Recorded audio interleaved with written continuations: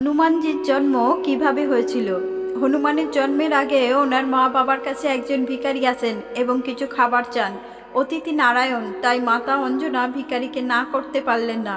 খেতে বসলে মাতা অঞ্জনা ভিখারিকে বললেন, হাত মুখ ধুয়ে নিন। তখন ভিখারি চিৎকার করে বললেন, হাত কেন, আমি তো আমার মুখও ধুই না। এই বলে তিনি সোজা গিয়ে মহাদেবের জন্য তৈরি করে রাখা সিংহাসনে বসলেন এবং বললেন, তাড়াতাড়ি খাবার পরিবেশন করো।